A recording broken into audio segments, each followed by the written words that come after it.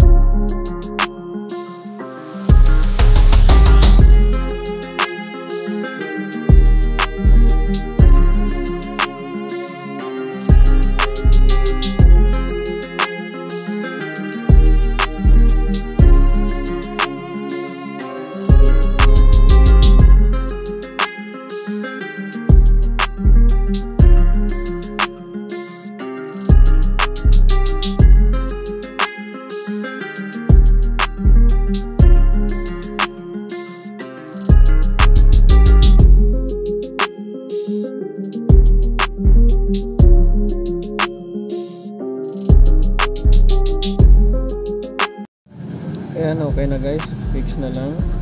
Ayun o. Working lahat ang ating bagong LCD na kabit.